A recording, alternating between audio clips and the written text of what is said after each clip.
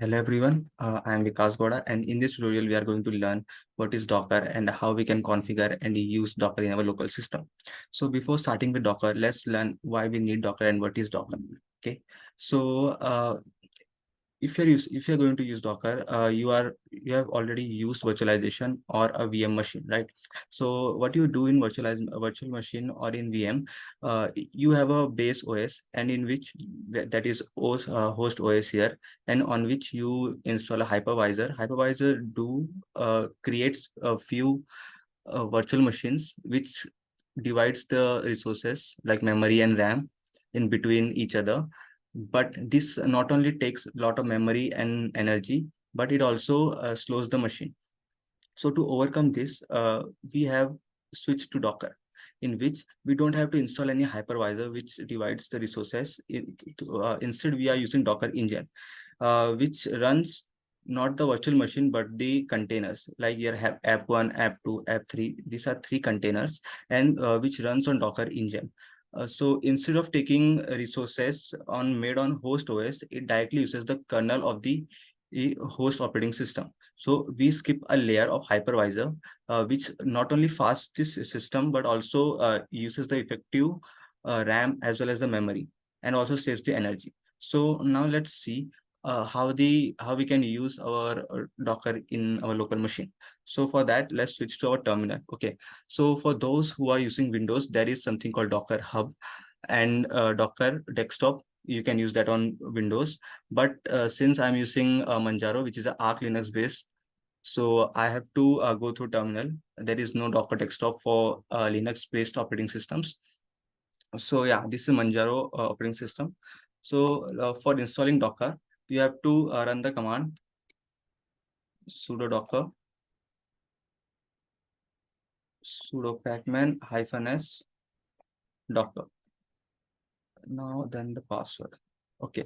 So here it will ask if you want to install Docker or not in a local system. So just press yes, and then it will pull the Docker file from our repositories of our repository, and it will start installing.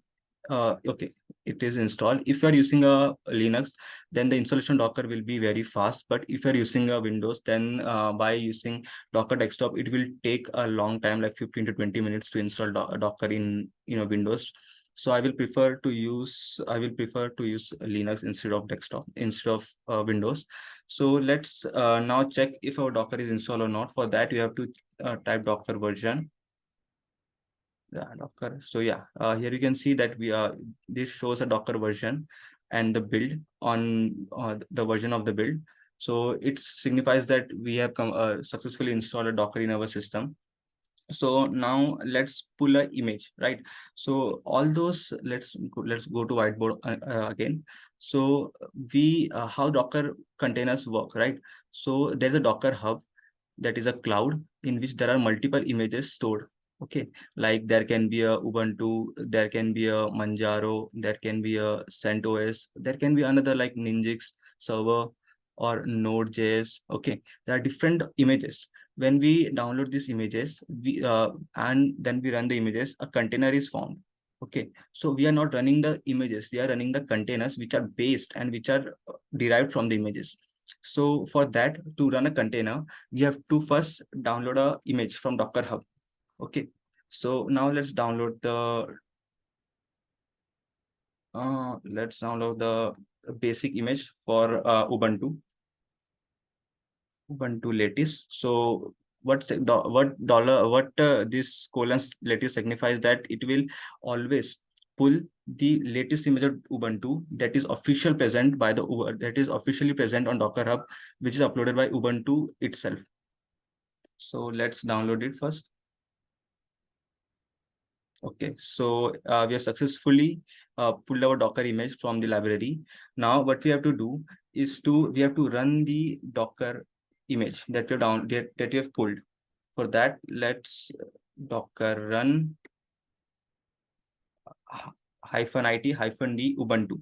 Okay, Okay, so here it gives a container ID, which is a very big number or the hexadecimal value, which signifies that we have successfully run a Docker container on our local machine.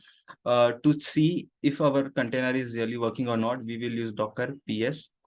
Okay, so you can see there is a container ID here, which signifies that we have successfully run the container of Docker.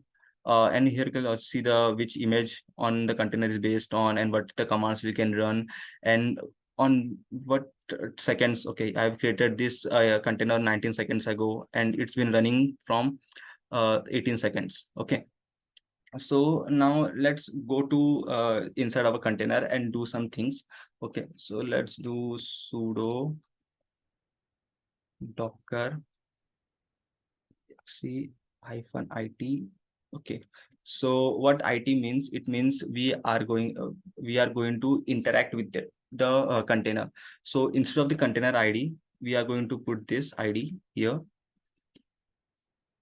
Okay, and we are going to go into the bash of our container. Okay, so you can see instead of a root here, we are going inside of a container. So root at the rate and the container id, so we signifies that we are inside our ubuntu container. So if it's going to be an ubuntu container, we can use the basic linux command like ls mkdir touch and lots of things. Now let's see if we have any files inside this, that's in the root file. Any Linux file system have some basic files like let's see what are the files, like okay, bin, dev, home. These are the files that a root folder have in uh, operating system of any Linux. So now let's try to make another file of our own. Let's do mkdir and let me give this my name only because over here. Okay, so now we do another ls. So okay, you can see that I have created a folder or a directory of my own name. So now let's go into the directory. For that, I'm going to use cd because Gouda. Cd means change directory for those who don't have any prior knowledge of Linux. So this is Vikas Gouda. So I'm inside of Vikas Gouda folder. So now let's create another file. For that, I'm going to use touch command and let's say file1.txt. Now let's do ls again. Okay, you can see there is a file name file1.txt. So now let's go back to our root directory and okay. So this how you will create and interact with the container of Ubuntu, and you can also try to pull other images of other OSs as well as other server-based softwares as well as other operating systems and try to run on it and try to experiment with them. Now let's get out of the container. For that, since it's an operating system, so I have to try to put exit here. So okay, so that's how we will use Docker in our local machine. So thank you for watching the tutorial and keep learning, keep studying, keep moving. Thank you.